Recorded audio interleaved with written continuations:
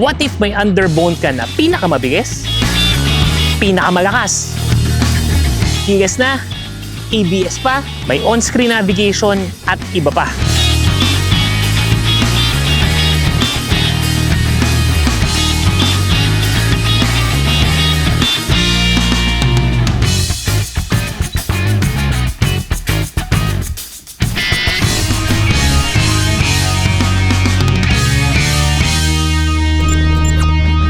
Pero bago natin pag-usapan ng mga motor na yan, napansin namin na karamihan sa inyo hindi pa rin naka-follow at naka-subscribe sa mga channels and pages ng Motor ni Juan. Malaking bagay yung pag-follow at saka syempre pag-like, comment and share para mas marami pang makapanood ng mga updates natin tungkol sa mga motor na ganito. Ito nga pala yung dalawang bagong Raider from Suzuki Philippines. The Suzuki Raider 150 Pro version, priced at 146,400.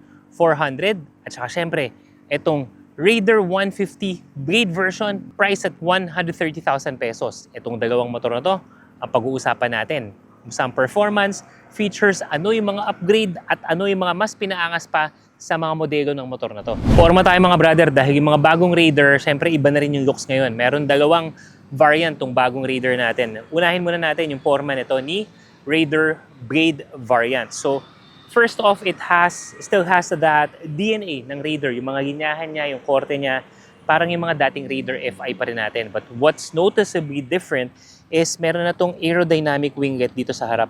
Tapos, nakalabas na ngayon yung signal light niya versus yung dati na part lang siya ng headlight assembly. Yung iba, hindi to trip. Yung iba naman, mas okay, lalo na kung ikaw ay bumabiyahe talaga kasi this increases your visibility kapag ginagamit mo talaga yung signal lights mo.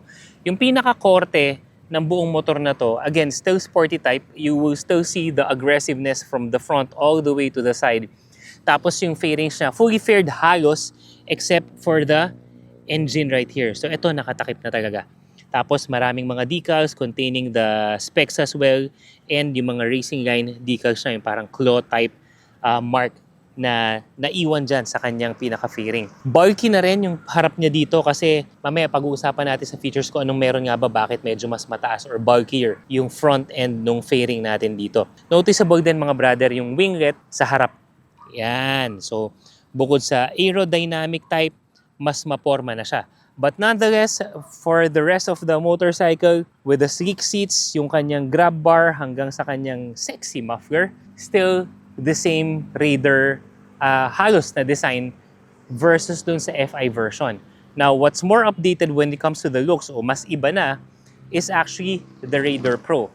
Noticeably, mas bulkier na rin yung frame niya. Meron din siyang winglet katulad ng Blade version and some of the aerodynamic slots dito. Simple lang yung decals niya with the Raider branding being embossed. And what's noticeably evident is the composition of the headlight.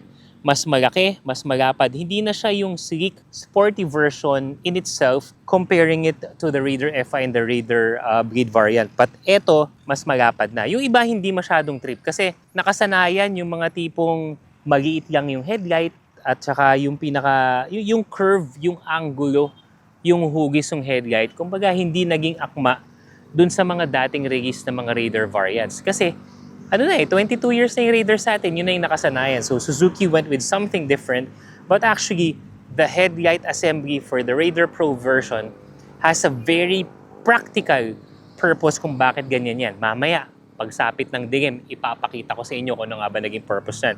But nonetheless, the body, even if you're looking at it from the side, similar na siya with the muffler, sleek seats. So overall, still has that racing DNA. Maganda pa rin yung tindig nung pagka-underbone niya. Gitaw na gitaw pa rin yung pagka-Raider niya. Kumbaga, alam mo kasi, pag yung motor, Raider yan. O kaya ginaya sa Raider yan. Kasi nga, 22 years, King of the Underbone. It's still here.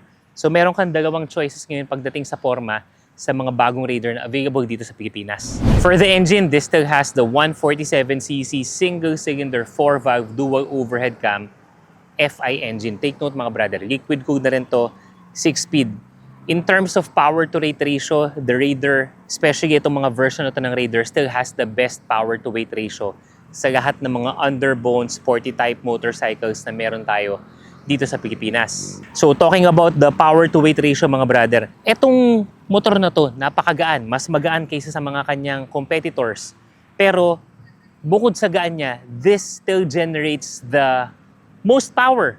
At 18.5 horsepower at 10,000 RPM, yan ang kayang i-generate. Kasi alam ko, yung sa ibang brand, meron lang yan, mga over 15 horsepower. Yung isa pang brand naman is nasa mga 17 horsepower. So the Raider still has the best power output pagdating sa kanyang power profile. And then sa torque, ganun din. Generates about 13.8 Newton meters of torque at about 8,500 RPM. And given yung gaan ng motor na to, imaginein mo the power that you have in your hands when you are using this. But take note, itong mga bagong versions ng Raider, mga brother, may dinagdag si Suzuki dito that will make you enjoy your ride even more. The skipper clutch. Ngayon, pag-usapan natin yung skipper clutch. Normally, naririnig natin yan dati sa mga racing bikes, but given that the technology that we have now, it's now being incorporated into the modern bikes that we have. Katulad na itong Raider Blade variant and then the Raider Pro version. Parehas to naka-skipper clutch. Imagine, given that power and the weight, now you have the skipper clutch. Ano nga ba yun at ano nga ba ang magagawa sa'yo ng skipper clutch? So imagine mo, mabilis yung takbo ng motor mo and then all of a sudden, you have to slow down through downshifting. So pag nag-downshift ka, your speed drops down, mas bumabagal ka. Pero dahil tuloy-tuloy pa rin yung momentum, yung ikot ng rear wheel mo, yung gulong mo sa likod, hindi nagmamatch yung gearing mo dun sa speed na mayroon yung gulong mo sa likod. Pag yan ang nangyari, yan ang nagkukos ng lock-up. At dahil nag-lock up na yan, mas posible nang mag-fishtail, dumulas, mas malaki na yung probability na maaksidente ka o sisemplang ka. Now, the slipper clutch prevents that. Iniiwasan niya yung ganung pagkakataon. Paano niya ginagawa yon? It lets your clutch slip a little bit. Kumbaga medyo papalusutin niya ng konti. Kumbaga yung sakto lang para yung speed ng rear wheel mo habang nag-downshift ka, bumabagal ng maswabe para hindi mag-lock up yung rear wheel mo. So ang mangyayari niyan, mas smooth yung pag-slow down mo when you downshift, walang lock up, therefore mas may iwasan yung aksidente.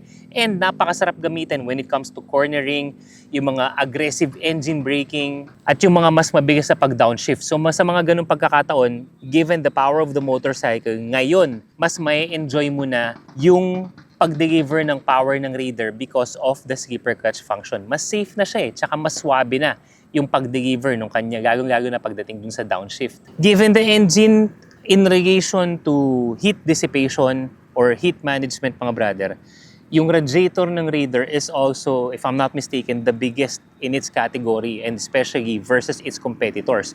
So ano nga ba yung nagiging epekto kapag mas malaking radiator mo, mas malaking surface area na mas makakasagap ng hangin, mas magandang heat dissipation. Anong ibig sabihin ng heat dissipation? Yung pagkalat niya ng init, not focusing on one area of your engine, therefore mas na-manage niya yung entire cooling system. Take note, liquid cool pa to . So in terms of long ride, in terms of really hard driving, yung talagang niraratat mo yung makina mo, hindi ka pa rin mag-overheat because how the overall engine functions, pag samasamahin mo na yung liquid cooled with a big radiator, with a dependable engine that Suzuki Raider had for the past 2 or so decades, you have an undeniably one engine na wala nang dapat patunayan sa mundo ng mga underbone kahit na ipangkarera mo pa yan. Pagdating naman sa brakes, mga brother, parehas na parehas lang yung specs na itong dalawang to. So, front and rear disc brake, napansin din natin na yung harap 2-pot caliper na, the same for Pro version and then the Blade variant. Ang pinagkaiba lang nila, sabi nga natin, mas maraming upgrade pagdating sa Pro. So, the Pro version, you already have that ABS function. Just for the front, kasi sa mga likod, you still have that disc brake. Ito, kung napanood niyo yung mga dating review ko ng Raider, ito yung sinasabi ko. You have a very powerful engine na talagang matetem ka na gamitin, pero pagdating sa brake, mas maganda sana na may ABS. That's one of my comments nung nagsisimula pa lang motor ni Juan and na-review ko na yung mga ibang mga Raider version. And now, Suzuki heard that. Suzuki is bringing that through the Raider Pro version. So, napakalaking bagay na magkaroon ng ABS, at least for the Pro version ng Raider. Suspension and tires, mga brother, pagdating sa harap, what we have are telescopic fork at yung front wheels naman natin and tires is 70-90 by 17. Pagdating naman sa likod, what we have is swing arm type. Ano na rin to? Branded na rin yung suspension na to. Showa na rin yung suspension na to, mga brother. Tapos 80-90 by 17. So still has that sleek profile when it comes to the tires, and kahit na manipis yan, Huwag ka mag-alala kasi proven naman na yan. Ako, nagkaroon na rin ako ng Raider ng ilang taon na. Minaneho ko na rin kung saan-saan hindi dumudulas ang stock ng gulong ng Raider. In fact, when we used this, when this was launched by Suzuki sa Carmona Racetrack, mga brother, hindi kami naka-racing tires nun. So nakikita nyo, medyo bumabangking kami, humahataw kami. Lahat yun all stock. So that proves in itself the dependability of the stock tires and suspension. You put that together ng mga Raider Blade at Raider Pro na talagang dependable na kahit ihiga mo yan, okay lang yan kahit stock tires. What more pa kaya pag racing tires ang gagamitin mo? So when it comes to the tires, hindi mo kailangan magpalit agad-agad. Dependable yan. So marami pa rin nagtatanong, paano naman abot ko kaya yan? Paano ba yung ergonomics na? Paano yung riding position yan? Yan, titingnan natin ngayon. Kasi sa dimensions, mga brother, parehas lang naman to. You know, same seat height, same ground clearance, same wheelbase. Kumbaga sa haba, sa lapad, parehas lang yan. So siguro, sakay natin para lang mas makita nyo. You may use me as a reference. I am 5'10" in height, mga brother. Ito na, gaan. Gaan talaga. Totoo talaga na ano talaga to. Ito talagang pinakamagaan sa underbone street racing category ng Raider. So abante ko sa inyo, mga brother, ng konti. Ayan, ha. So ito siya. Tingnan nyo naman yung gaano kalapat na lapat yung aking paa sa ground. Yan, umaandar ako eh. Yan. And then, when it comes to the position, ito. It's a little bit aggressive, pero nasa sa'yo na lang kung gusto mo magdagdag ng rear set kung talagang makikipagkarera ka. But for the daily use, daily commute, ito na. Ito na yung pinaka-posisyon ng paa natin. The handlebars, hindi katulad na parang clip-on lang na mas mababa. Nakataas, naka-raise yung handlebar niya dito. So ang epekto sa atin is mas komportable when it comes to our overall ergonomics or yung overall na pwesto natin when it comes to riding this Raider. So ito siya. The turning radius, pwede mong masagad. Kung medyo kasing tangkad kita, pag sinagad mo yung manibela mo dito, yan, medyo sasabit ka na, mga brother. So kapag sumisingit-singit ka na, ilalabas-labas mo na lang yung iyong hita. Again, for reference, 5'10" in height ako. So sa mga mas maliit sa akin, maaaring hindi mo maging challenge to. Pero hindi ka naman masyadong sasagad ng turning radius pag gamit mo yung Raider. And guess, sobrang singit-singit talaga sa traffic. So ito yung riding position natin, mga brother. Ngayon, kung medyo aggressive yung riding style mo, you still have that option na medyo yumuko, pero at the same time, relax pa rin yung braso natin dito dahil nga nakaangat yung handlebar natin. When it comes to the seat, if you are someone who got used to a scooter, kasi sa mga scooter, mga mas malalapad talaga, mas matataba yung mga seats, then baka lang manibago ka. But if wala namang issue sa'yo yun, then the seats of the Raider for both the Pro version and the Blade version, sakto na to, mga brother. So for long ride, again, kung walang kaso sa'yo, yung lambot niya, okay.